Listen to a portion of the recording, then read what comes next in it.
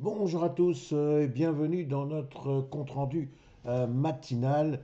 Alors, hier c'était l'explosion du CAC 40, mais c'était un peu la catastrophe pour le S&P 500. Petite catastrophe, on va tout de suite se rassurer, mais il y a eu quand même un coup de froid en fin de séance. On va tout de suite y revenir, mais commençons par notre S&P, non, pardon, notre CAC 40.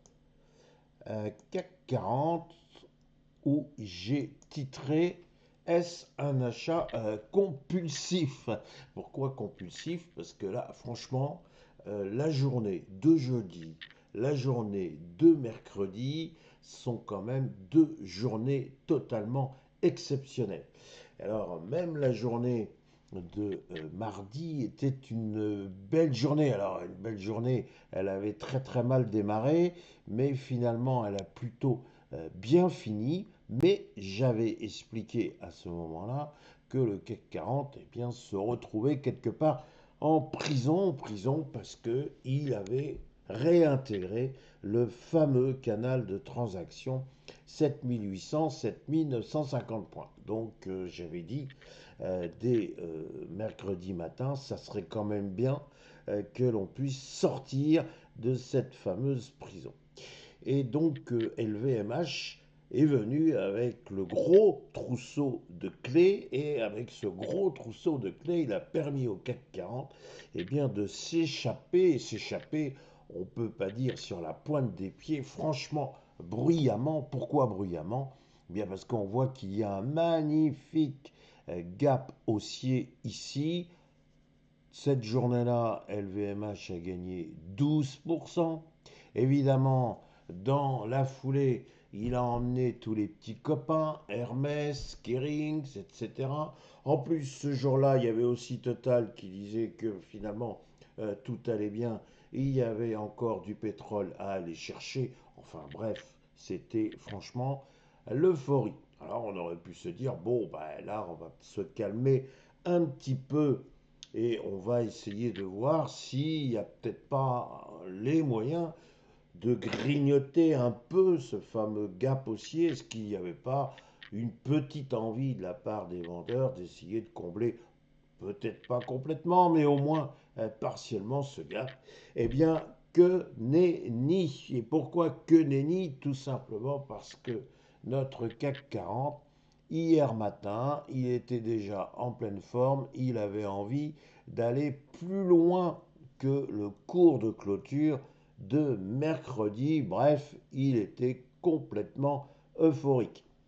Alors vous allez me dire, franchement, euphorique quand on connaît la situation économique de la France, quand on connaît la situation politique toujours de cette même France, on peut quand même se demander pourquoi il y a un tel enthousiasme du CAC 40.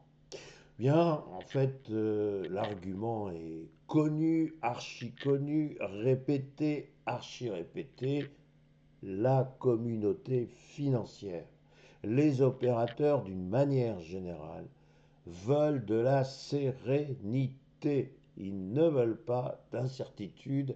Ils ont horreur, mais absolument horreur, de rouler dans le brouillard. Alors, on peut penser ce que l'on veut de la situation politique. Était-ce une bonne chose qu'en réalité il n'y ait pas de censure du gouvernement le cornu? Bonne chose, mauvaise chose, chacun aura son opinion, mais pour les marchés, donc ceux qui nous intéressent, pour les marchés, eh bien le fait qu'il n'y ait pas eu de censure de ce gouvernement, on se dit qu'au moins pendant quelques temps, on va pouvoir être à peu près tranquille. Cette petite épée de Damoclès, eh bien, ou cette grosse épée de Damoclès d'ailleurs, je ne sais pas pourquoi je dis petite, elle est pour le moment légèrement écartée. Elle est toujours au plafond, mais elle n'est pas exactement sur la tête du gouvernement. Et ça, bon, ça plaît. Alors, bah écoutez, il fallait toujours saluer le luxe. Il fallait regarder un certain nombre de valeurs du CAC 40. Il fallait se rappeler que le CAC 40, jusqu'à maintenant, n'avait pas réalisé de grands records historiques ou de même de records annuels. Bon, bref, pour les acheteurs, l'objectif sur 8260, il était là, bel et bien là. Alors autant y aller et y aller vite. Voilà. Est-ce que pour autant ce n'était pas un achat compulsif? C'est la question nécessairement que je pose ce matin, puisque l'on va voir que les grands frères américains ont refroidi tout le monde hier soir et que nécessairement, avec quand même deux magnifiques séances de hausse pour le CAC 40, hein, on parle quasiment de 3,35, 3,37%, c'est énorme. Et donc si on rend un petit peu en ce vendredi quelques points, cela n'aurait rien d'extraordinaire. Alors, je vous faisais un peu saliver en disant mais qu'est-ce qui a bien pu se passer hier sur le S&P 500? Alors le voilà, mon S&P 500. On a vu, encore une fois, que vendredi dernier, on s'en souvient, ce fut la panique, la grande panique, parce que M. Trump a envoyé un tweet ravageur, un tweet de colère à l'encontre de la Chine en disant laissez-nous nos terres rares, enfin nos terres rares, laissez-nous vos terres rares, donnez-nous ce que permettent l'exploitation des terres rares, on en a besoin, un gros besoin pour notre secteur technologique. Et si vous ne le faites pas, eh bien il y aura des mesures de rétorsion. Alors là, panique totale, on avait oublié qu'il y avait entre la Chine et les États-Unis une guerre commerciale d'importance. Alors, Monsieur Trump, qui n'aime pas du tout que le S&P 500 baisse, s'est empressé dès le dimanche matin de dire oui, oui, enfin bon, on va quand même se voir avec mon homologue chinois, on va bien trouver un deal, entre guillemets, et puis c'est comme ça que je fonctionne, et donc vous inquiétez pas, braves gens, vous pouvez refaire partir le S&P 500. Oui, bon, très bien. Sauf que le S&P 500, il s'était quand même pris une belle claque et que d'un seul coup, il y a eu une prise de conscience, violente certes, mais une prise de conscience de ce que les arbres ne montent pas au ciel. Et donc nous avons vu, j'allais dire enfin, l'apparition d'une résistance, là quand même une vraie, dans la zone des 6750 points.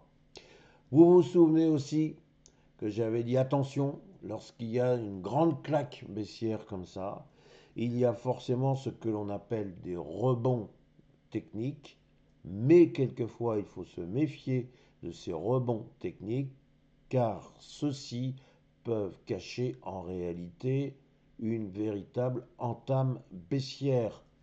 Est-ce que avec la bougie noire rouge d'hier, nous n'avons pas effectivement une validation de mon hypothèse? Alors il faut toujours des prétextes pour que les vendeurs puissent être un peu agressifs.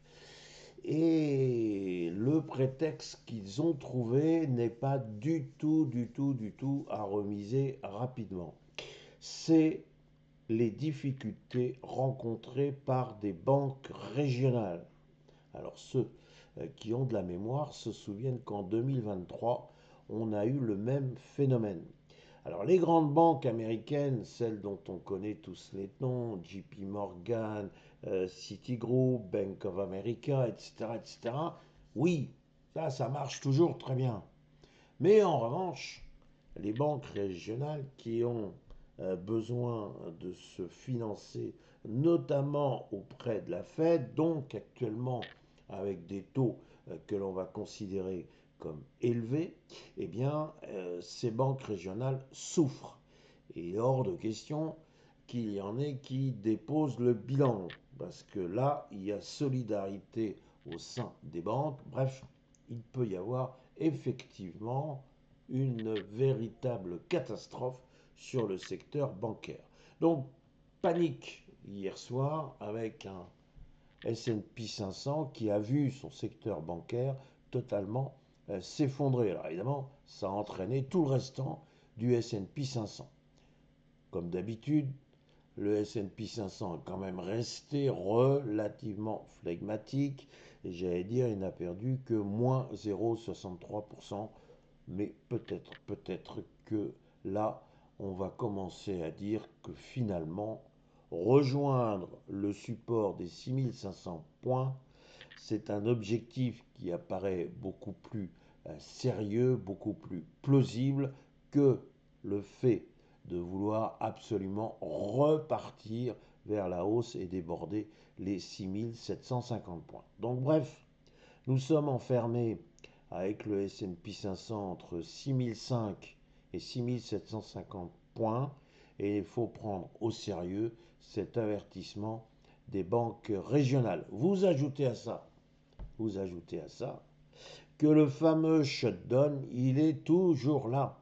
Donc il y a des administrations américaines qui ne peuvent plus travailler et il y a un certain nombre d'administrations qui nous intéressent au premier plan, celles qui nous permettent d'avoir des chiffres économiques, des statistiques. Donc là, on est à l'aveugle, on parle de brouillard, on peut maintenant évoquer une cécité. Et on n'oublie pas que la Fed va se prononcer d'ici la fin du mois et qu'elle aussi, elle a besoin de statistiques, elle a besoin de données économiques pour fixer sa politique monétaire. Bref, mauvaise passe pour les États-Unis et donc on fait attention. Mais ce vendredi peut être un peu meurtrier si l'on se réfère aux futurs américains qui ne sont pas en pleine forme, c'est le moins que l'on puisse dire. Voilà ce que je pouvais vous expliquer. Voici quel était mon commentaire pour cette journée qui s'avère donc un peu compliquée. Que me reste-t-il à vous dire? Eh bien, peut-être le plus important, que vous passiez un excellent week-end. Voilà, j'aurai beaucoup de plaisir à vous retrouver, bien évidemment, lundi matin. Merci.